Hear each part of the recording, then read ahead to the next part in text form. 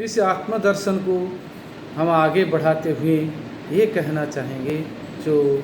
7वें मंत्र में विवेचित है वह है यस्मिन् सर्वाणि भूतानि आत्मैवाभूत विजानतः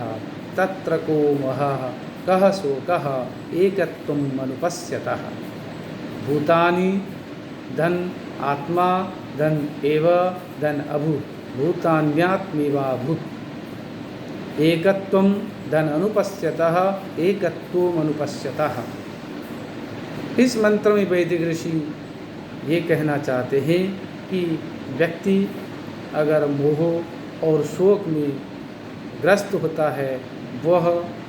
इसी प्रकार होता है कि जिसको आत्मतत्व का ज्ञान नहीं है, और जिसको आत्मतत्व का ज्ञान है, जो आत्म साक्षात कर लिया हो, जो परमात्मा के स्वरूप को समझ लिया हो, जो ब्रह्म तत्व को समझ लिया हो, तो उससे किसी प्रकार शोक और मोह नहीं होता है। वो कह रहे हैं कि यस्मीन, जिस परिस्थिति में,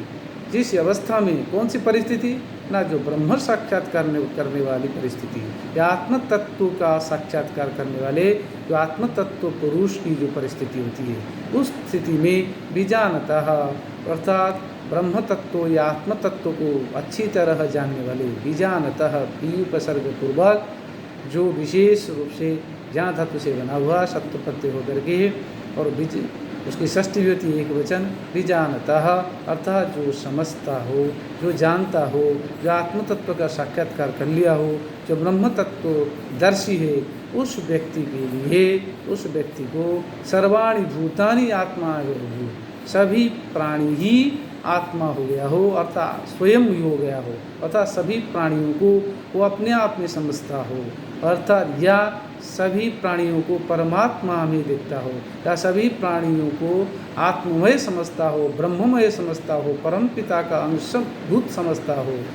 तत्र उस परिस्थिति में उस ब्रह्म तत्व को समझने वाले के जो समझने की जो परिस्थिति है, क्षण है, अवस्था है, वो ब्रह्म साक्षात्कार करने की जो स्थिति है, उस स्थिति में एकत्वम अनुपश्यतः, एकत्व को साक्षात्कार करने वाले उस तत्ववेत्ता ब्रह्म तत्वदर्शी पुरुष के कहा मोह, कहाँ कौन सा मोह होगा, उसे कौन सी आसक्ति होगी, कह सो कह कौन सा दुख होगा, अर्थात किसी के जाने के, किसी के प्राप्त होने पर मोह हो जाता हमें, और किसी के चले जाने पर जो दुख होता है वो मोह, वो दुख, वो शोक, वो आसक्ति किसी प्रकार उस व्यक्ति को नहीं होगा जो आत्म तत्वदर्शी पुरुष होता है, क्योंकि वो सारा संसार को अपने आप में देखता है, सारे और संसार के प्राणियों को परमात्मा में देखता है, और परमात्मा के अंश को सभी जीव जंतुओं में, सभी में देखता है, पूरा ब्रह्मांड में देखता है। ऐसे व्यक्ति को कभी भी किसी प्रकार दुख और कष्ट व्यथित नहीं करता है, क्योंकि मोक्ष के मार्ग पर चल पड़ता है। ऐसे ब्रह्म तत्व वेत्ता हमेशा जीवन में आगे बढ़ता है, और हमें ये बल मिलता है इस मंत्र के माध्यम से कि हम ये जो विराट सृष्टि है, संसार है, दुनिया, ये परमात्मा का, परम पिता का उसकी देन है, और उसकी सृष्टि है, उसकी संरचना है, और उन्हीं का अंश है। कण कण में भगवान की, ईश्वर की सत्ता है। हमें और कभी भी आत्मा की मृत्यु नहीं होती है, किसी न किसी रूप में आत्मा पुनः शरीर धारण कर लेती है, कोई न कहीं रूप में आत्मा अजर है, अमर है। ये जो शाश्वत संदेश है, इस संदेश को आगे लेकर हम आगे बढ़ सकते हैं। आगे मंत्र में, अगले मंत्र में इस बारे में बताएंगे कि आत्मा का जो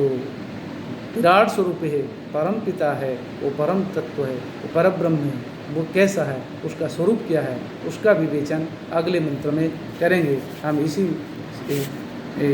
इन्हीं वाक्यों के साथ हम यहीं विराम लेते हैं।